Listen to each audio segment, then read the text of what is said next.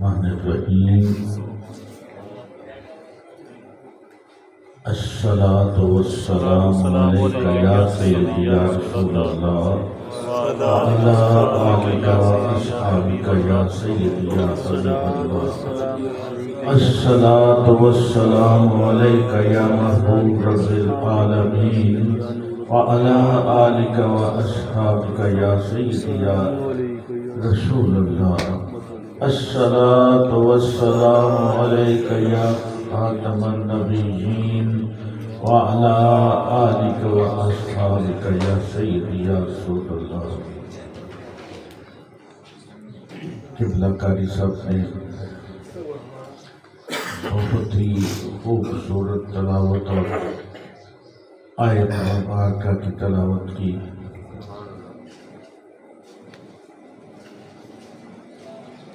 میں تو کہتا ہوں بلکہ ایک مسلمان جب اپنے عقیدے کا پکا ہوتا ہے تو وہ پھر اللہ تعالی پہ ایمان اس طرح لاتا ہے دل سے کہ اللہ ہی ہے جس کا کوئی شریک نہیں ہے، وہی ہمیں رزق دیتا ہے، اسی نے ہمیں یہ خوبصورت زندگی عطا فرمائی، سبحان اللہ، وہی یوم محشر کا مالک ہے۔ جو اس پہ ایمان رکھتے ہیں اللہ جب ان کو اپنے قریب کر لیتا ہے تو پھر وہ دنیا کے تمام دکھ دردوں کو بھول جاتے ہیں۔ اللہ تعالیٰ ان کو صبر جیسی نعمت سے دولت سے والا مال فرماتا ہے۔ یہی قرآن پاک میں اس کا تذکرہ بہت ہی واضح طور پر بہت مرتبہ کیا گیا ہے۔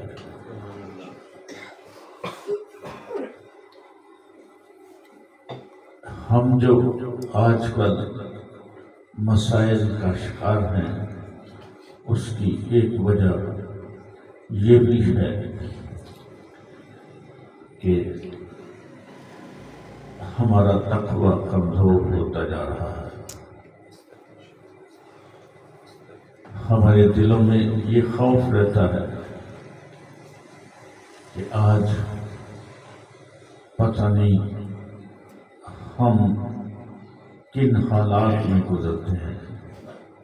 حالات آتے رہتے ہیں، گزرتے رہتے ہیں اس کے فضل و کرم سے۔ بس دعا یہی کرنی چاہیے کہ وہ ہمیں ایمان کی زندگی عطا کرتا رہے اور ہمیں ایمان سے ہی موت آ جائے۔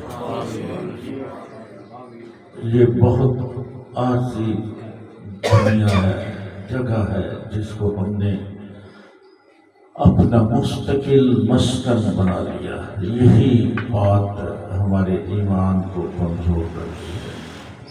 اگر ہمارا اس پہ کلی یقین ہو جائے کہ موت آنی ہے، کیوں کہ جب انسان گناہ کا مرتکب ہوتا ہے تو پھر اس کو موت یاد نہیں ہوتی، اس کو قبر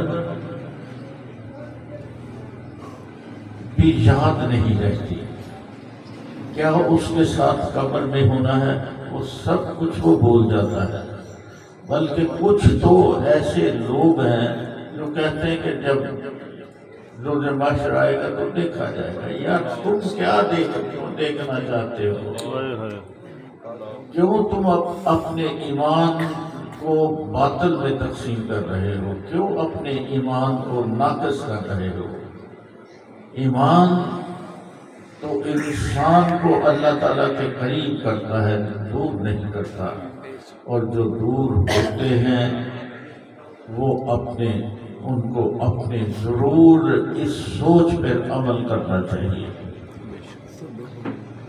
اس سوچ پر عمل کرنا چاہیے کہ ہم نے یہ جو ہماری اور اللہ تعالیٰ سے جو دوری ہوتی جا رہی ہے اس کی کیا وجہ ہے، کیا ہم کسی کا حق مان رہے ہیں، ہم اپنے آپ کو ہی دھوکہ دے رہے ہیں۔ یہ تمام جو عوامل ہیں ان پہ ہمیں ہمیشہ مستقل مزاجی سے عمل کرنا ہے۔ اور میں ایک ذرا معذرت کے ساتھ میں کہنا چاہتا ہوں کہ بعض اوقات علماء اکرام وہ بھی اپنے کچھ اپنے آپ کو سیاسی رنگ دیتے ہوئے، اپنے آپ کو سیاست میں لاتے ہوئے وہ باتیں کر جاتے ہیں جو ان کی شان کے مطابق نہیں ہوتی۔ ہمارا تو یہ درود محل کا جو سلسلہ ہے وہ تو صرف ایک دوسرے سے سیکھنا کہ ایمان کیا ہے، ہمارا ایمان کیسا ہے، ہم اس کو کس طرح توکل میں تقسیم کر سکتے ہیں، نہ کہ ہم سٹیج پر بیٹھ کے کسی بھی شخص کے بارے میں یا کسی سیاسی جماعت کے بارے میں اپنی وہ زبان استعمال کرتے ہیں جو کہ ایک عالم دین کا شیوا نہیں ہے۔ عالم دین تو ایک رہنما ہوتا ہے، اس کی رہنمائی اگر چند لمحات بھی مل جائے تو انسان کچھ نہ کچھ سیکھ کے جاتا ہے۔ دیکھیں آپ تشریف لاتے ہیں، کون سی طاقت ہے جو کھینچ کے لاتی ہے؟ میں کہتا ہوں کہ یہی وہ طاقت ہے اللہ تعالیٰ نے دی ہوئی، یہی وہ اللہ تعالیٰ کا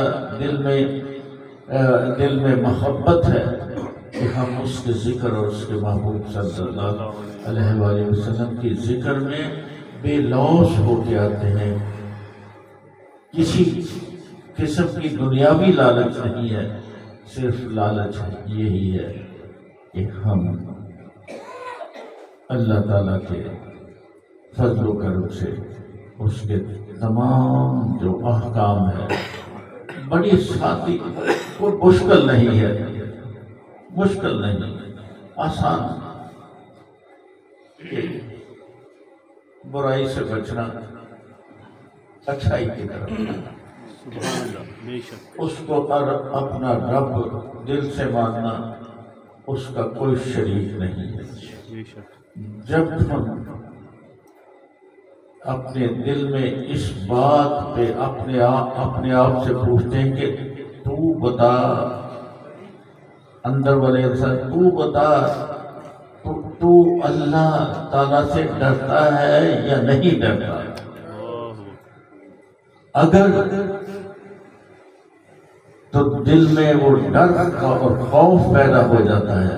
خوف اس لیے نہیں پیدا ہوتا، خوف صرف اس لیے پیدا ہوتا ہے کہ جب تو گناہ کرتا ہے تو اللہ تعالیٰ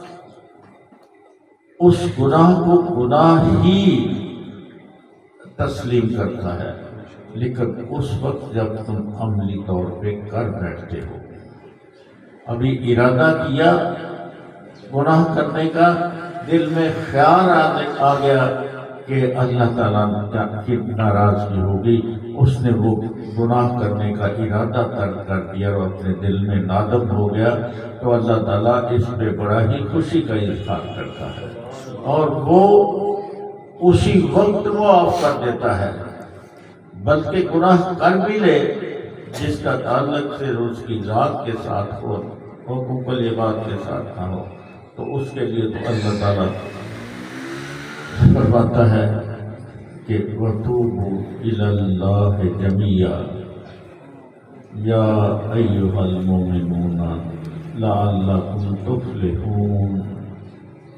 اے ایمان والو، دعا مانگو اکٹھے اللہ کی بارگاہ میں تاکہ تم فلاح پاؤ، تاکہ تم فلاح پاؤ۔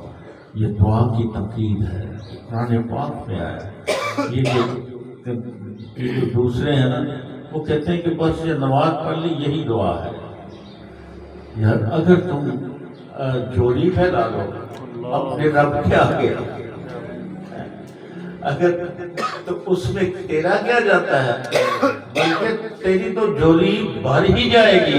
اللہ تعالیٰ کی یہ شان نہیں کہ تو اس کے آگے دامن پھیلائے اور وہ کہے کہ نہیں میں نہیں دیتا۔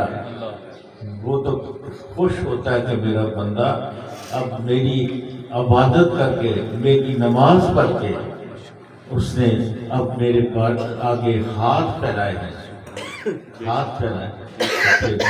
اللہ تعالیٰ ہم سب کو عطا فرمائے۔ کیا یہ کم اللہ تعالیٰ کا فضل نہیں ہے کہ آج کل جو کچھ بھی ملکی حالات ہیں اس میں کوئی ایسا بندہ ہے جو بغیر خواہش ہوتا ہوگا؟ نہیں، انشاءاللہ نہیں ہوگا۔ یہ ابھی خوف ہے ہم میں، اگر کسی ہمسائے کو پتہ چلتا ہے کہ فلاں کے حالات صحیح نہیں تو جو کچھ اس کے پاس ہوتا ہے وہ اس کی مدد کرتا ہے۔ یہ ہے دین، یہ ہے ہمارا دین جو ہمیں سکھاتا ہے۔